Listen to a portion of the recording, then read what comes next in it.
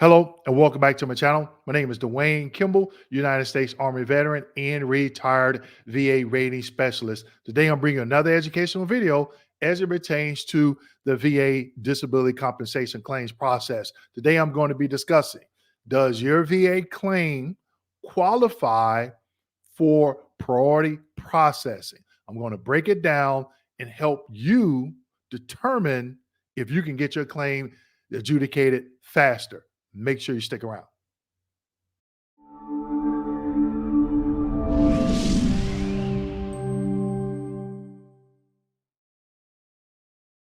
Okay, so does your VA claim qualify for priority processing? Had a veteran reach out to me, ask about a particular form on the VA's website, and I said, you know what? I haven't done a video on this topic in a few years, so I'm going to go ahead and share some information with you to help you determine if your VA claim qualifies for priority processing. Now, I'm going to go over this form line by line, and we're going to start with the instruction section. So let's go ahead and get into it. Here you can see this is a form from the Department of Veterans Affairs priority processing request instructions. Now, a lot of forms like the VA form 21-526EZ, VA form 20-0995, and VA form 20-0996, they have instructions before the actual claim form, but a lot of veterans fail to read these instructions. And it's very important that you do that before you submit any form to the VA. So let's go ahead and go through it. This says priority processing request instructions. Please complete the attached form to submit a request for priority processing of a claim due to certain circumstances or status as described below, along with any supporting informational evidence. Along with any supporting informational evidence. Now, here we go. If you are experiencing extreme financial hardship, it says then submit the following evidence if available or not already on file with VA. They says if available, you need to submit it, that evidence. You need to. If not, they will not flash your claim in VBMS as a financial hardship. Documentation showing extreme financial hardship, including but not limited to the following: eviction notice or statement of foreclosure, notices of past due utility bills, water, gas, electric, copy of collection notices from creditors if you are behind on your bills. Okay, so it states then submit the following evidence if available. If you meet any of those criteria or any criteria like this, more than likely you're going to have some evidence. Okay, so make sure your name is on that evidence. Obviously, the address as well, because the address is going to be on file with the VA. Okay, moving right along. It says if you're terminally ill, copy of medical evidence showing illness that is terminal in nature. Or if you want the VA to get your private treatment records, submit that VA form 21-4142. If you submit that form and you're terminally ill, or if you're not, you just prolonged your claim about 3 to 6 months. Okay. I did a video on this form, and this will prolong it because they're going to send you this form. Going to take 30, 45 days. You sign it, send it back in. That's another 30, 45 days. They send it to the doctor. That's another 30, 45 days. And then if the doctor doesn't respond, they're going to send you a letter, and that's 30, 45 days. And then that letter, they're going to say, oh, the doctor didn't respond. It's your ultimate responsibility. If you are terminally ill, do not let the VA go out and get this information. You should already have it and submit it along with this form. Boom. They flash it. You go to the front of the line. Okay. Let's keep going. It says diagnosed with ALS, also known as Lou Gehrig's disease. Copy of the evidence showing ALS, also known as Lou Gehrig's disease, or diagnosis. If you have a diagnosis of that, go get it yourself. You submit that 4142. There's that form again. You just added 6 months on. I just gave an explanation on that, right? Okay. Moving right along. Very seriously injured, ill or seriously injured, ill during military operations, defined as a disability resulting from a military operation that will likely result in discharge from military service. Copy of military personnel records, such as determination from the Department of Defense, DOD, and medical evidence showing severe disability injury. Now, there's that form again, that 4142. Don't do it. If you meet any of this criteria, you should already have this information. If not, you should know where you can go and get this information. All right. Move right along. Age 85 or older. Date of birth. Now, that's going to be more than likely on your DD 214, your birth certificate if you have it. I'm always an advocate of the veteran getting that information and sending it to the VA so that VA employee does not have to go out and look for this and look for that. You put it right in front of them. Okay.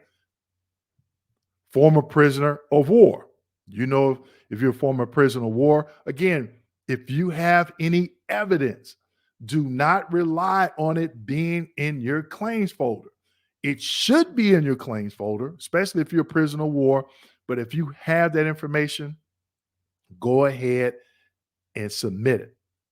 Also, last but not least, Medal of Honor or Purple Heart Award recipient. If you're a Medal of Honor recipient or Purple Heart, should be on your DD 214. There it is. Copy of military personnel records, such as DD 214. So, if you meet any of this criteria, they're saying priority processing. You complete this form, which is VA form 20-10207, where you can find this information is on the form section on va.gov. Okay. Now it says where to send information and evidence. Okay. Submit it to the same place that you submit your VA claim. Okay. If you want to use the quick submit link, I have a video out there on my channel. Go to it, go to my channel, search for quick submit, and I'll walk you through that process. Okay. Now, before we get into this form, also here's the mailing address if you want to mail it in. Okay. And this is on this form. All right. Before we get to the form, here's the form. Before we get to that, I want to let everybody know when you are using or completing any VA form, do not go to anybody's website and download that form.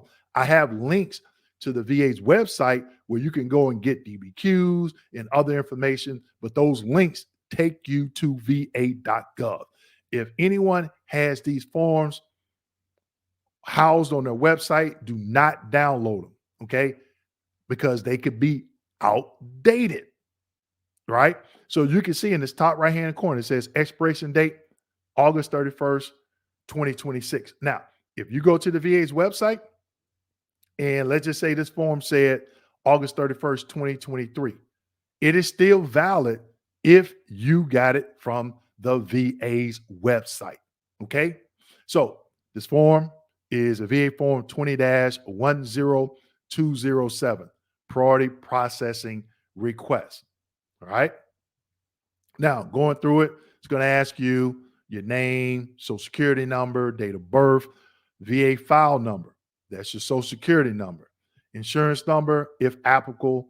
I don't know why they have that there, but you can leave that blank. Current mailing address, telephone number, email address. Claimant's identification if other than veteran. So if you're filling this form out, you don't have to fill out section 2, okay? Section 3, reason for request. Are you currently homeless? If yes, complete item 16B regarding your living situation. If no, skip to 16C. 16B, what does it says? Living in a homeless shelter. Not currently in a sheltered environment, living in car or tent, staying with another person, Click other if it's something other than that. Okay. So again, are you currently homeless? Yes. And they're giving you some situations. If you don't meet these three, click other and specify. Okay. Now, also, I want to point out at the top of each form, this form and other forms as well, make sure you put your social security number because it could get commingled with some other evidence or other claim forms that you have on record. And so you want to make sure you have your social security number at the top of each page. Okay. 16C, are you currently at risk of becoming homeless? Yes. Complete 16D. Check the box that applies to your living situation. Uh, Housing will be lost in 30 days. Obviously, if you're getting evicted or your home is being foreclosed on, leaving publicly funded system of care in 30 days or less, homeless shelter.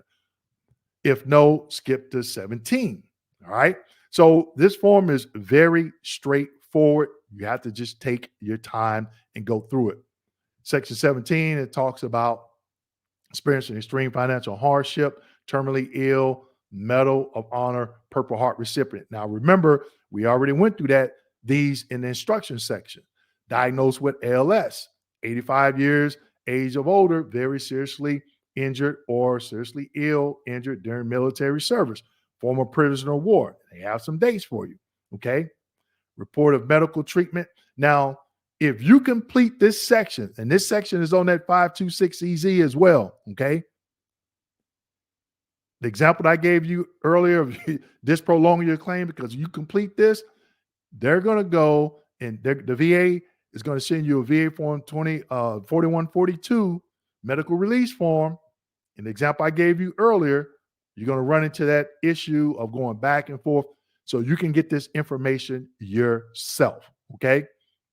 Now, if you're going to get it yourself, just make sure you type in NA here. All right. Again, top of page 5 here, make sure you put your social security number. Then you go ahead and you sign and you date it and you submit it to the VA. All right. So I know that is clear as mud, but the 2 points that I'm trying to make in this video: one, VA claim priority processing.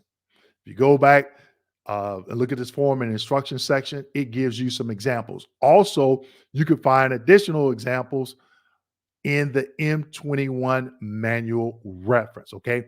But when you're thinking about these financial, especially financial hardships, don't try to take a circle and put it in a square. Okay. Look at some of the examples they gave you and see if you have or you meet those, if you meet any of that criteria, something similar. Okay. Again, if you're terminally ill, if you're Medal of Honor recipient, a Purple Heart recipient. Okay. If you have ALS, get the diagnosis, go get that evidence yourself. Don't rely on the VA to do it. Go get it yourself, submit it with your claim, and then it goes forward. Now, here's a nugget that I'm going to drop. If you meet any of these criteria, that you submit the form, you submit with evidence, okay? What is supposed to happen next, when you submit it to the VA, they are supposed to put a flash on your file in VBMS as a hardship. Give them about a week or two, call 800-827-1000 and ask them, hey, I submitted a priority processing form due to a hardship, terminally ill, severely injured, or whatever criteria you feel you fall under, with evidence, of course. Okay. Has my claim in VBMS been flagged or flashed as a hardship? And if they say we don't have it yet or it's not, can you flash it? And I will call back every Friday at 8 a.m. to ensure that they did that, because now you meet that priority processing. Okay. Now, that being said, make sure you like, subscribe, hit that notification button, and don't forget to share this video with your fellow veterans. Thank you.